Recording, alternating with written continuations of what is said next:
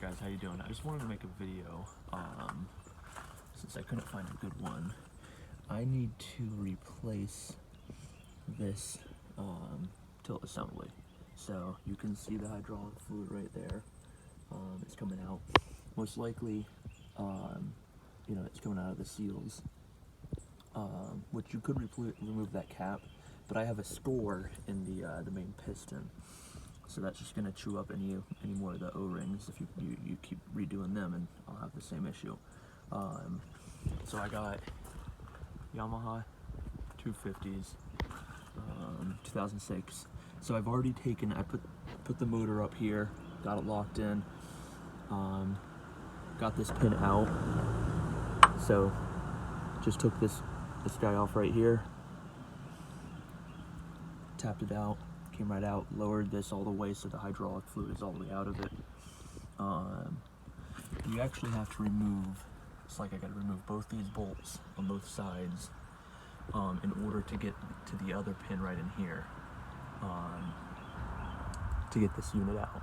So I have a new one, and what I'm actually gonna do is just keep this one. I tried to get this cap off myself and it won't work, so I'm gonna keep this one and rebuild it so I can have a spare for later on. So I bought the new one for about $540. So if I could rebuild one for have a spare, it'll save me a little bit of money. So I'm gonna get working again. I'm gonna take off these screws to get this whole unit out, and I'll check back in with you guys here in a little bit. All right guys. So I've removed, 1, 2, 3 bolts. However, we have a fourth one up here behind that motor bracket mount. So what we got to do is we got to undo these with the washer. Unfortunately, pound the bolt backwards for the motor mount in order to get to this this screw, and it's done on both sides. So that's the next project. We'll see how it goes. I'll let you know. Alright guys, got the 2 bolts off, got the washer off, came off relatively easy. Now I'm just pounding that in. I've already done it a little bit, pounding the bolt in so I can again get to this this bolt here. Already done it a little bit, and it's going in no problem actually. So what you want to make sure is you don't go too far. I'm going to try and still leave a lip or leave a little bit out so then you can fit that bolt on it and suck that bolt back out through the this way towards me when we're all complete, so I don't have to deal with anything inside behind the transom. So still got to do the other side. So once that's done, I'll show you what we're doing after that, and I'll probably just get this bolt all out. So I actually have both sides all the way, the mounting bracket screws, bolt undone, pounded in. I actually do have enough room to get this off. I wasn't able to use a socket, but I don't want to lose my bite right here, so I just went in with a regular wrench, loosen up. I do have all of them out with the exception of that one, because I wanted to let that one stay in and get a couple other things taken care of. What I did was I unscrewed this hydraulic screw right here that holds the line in. Wasn't able to reach that one the way it was with my wrench yet, so I just figured I'll get that in a second. I did remove the one from the bottom. I have it right here. So that goes right up in there. There's 2 holes. You can see them dripping with the hydraulic fluid. So make sure you always have a pan down so you don't contaminate anything. Right, so I'm gonna, now that I have this leaning a little bit more forward, I'm gonna work on this screw, get that off, and then what I have to do is I'll lift the mounting or the whole trim tilt assembly. You can see it's moving already. I'll lift that up and out, and then I got to work on the pin inside here. It's got to snap, and then I got to pound it out, and then hopefully we should be able to get that out. Again, I didn't disconnect my wires.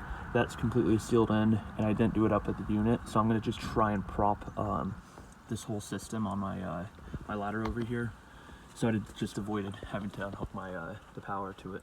I got all 4 bolts out. I actually am having trouble getting that one, this guy out of the the hydraulic part, the ram, the connection there. So I figured let me just get this out, give myself a little more room.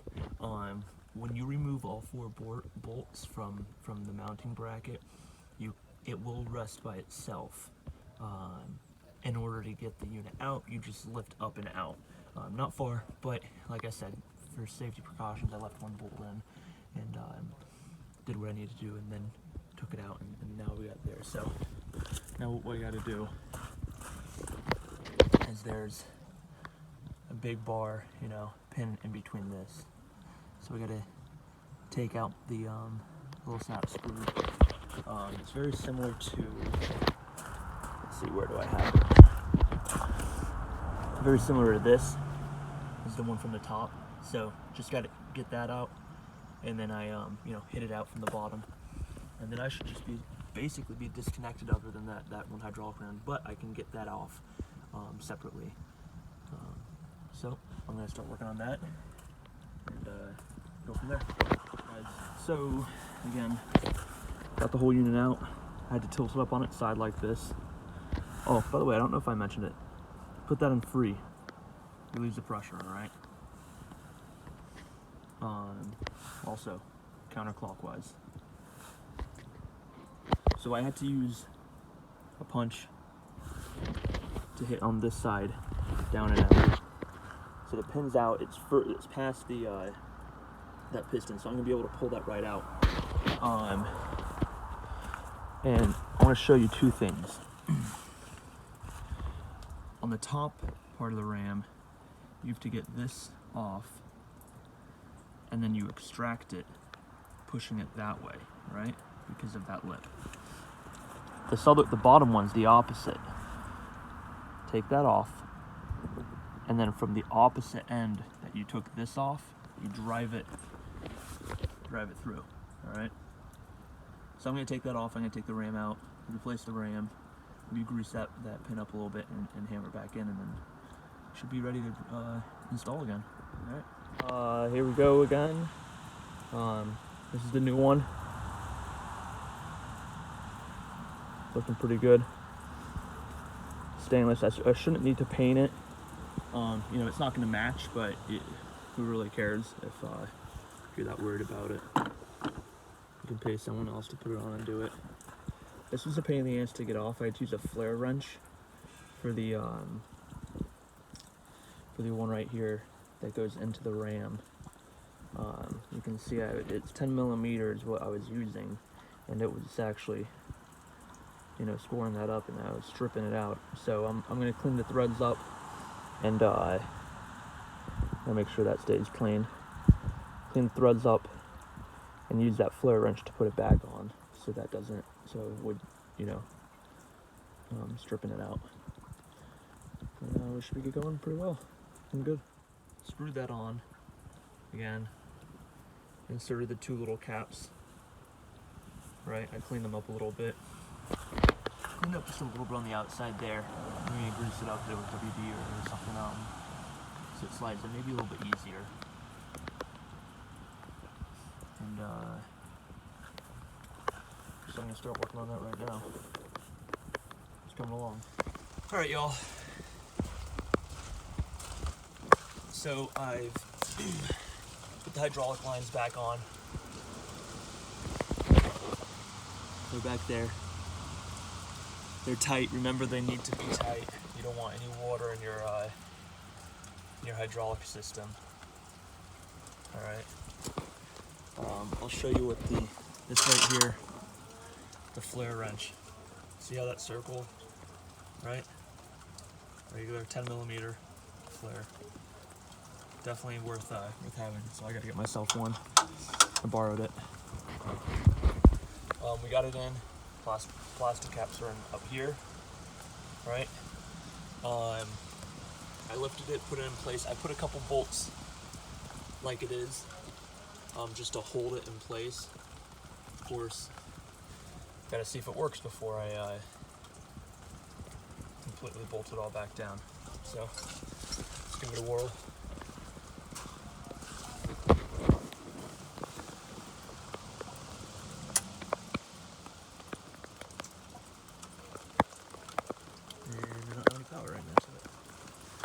figure that out. Maybe I turn the battery off. I gotta check it real quick. Okay guys, we're all back here.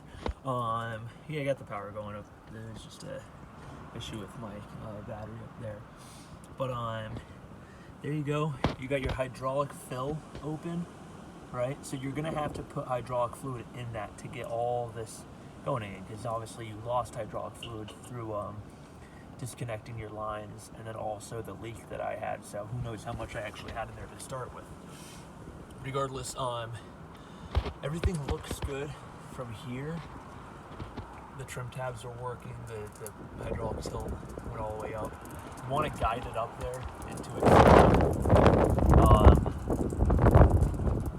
So that's where it needs to be. I'm going to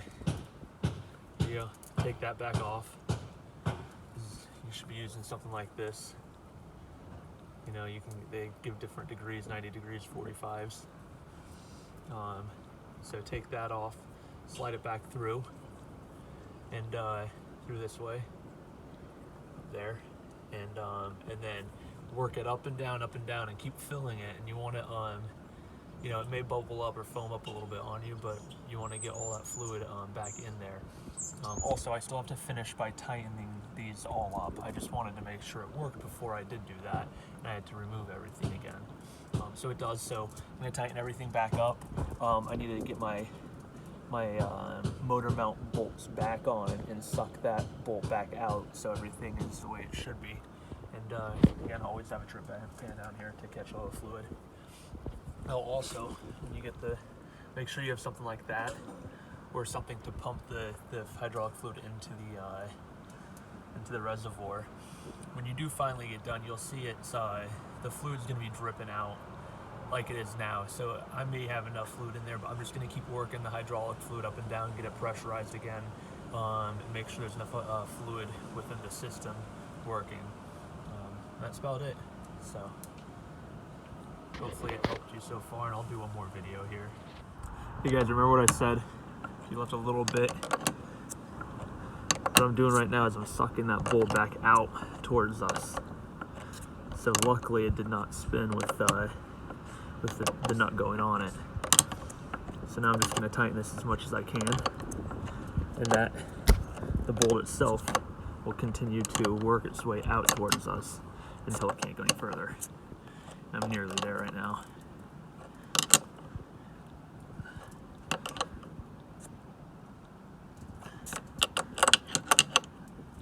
Make sure those are tight, because that's your motor mount. Alright, cool. So grab my last bolt. Put him on.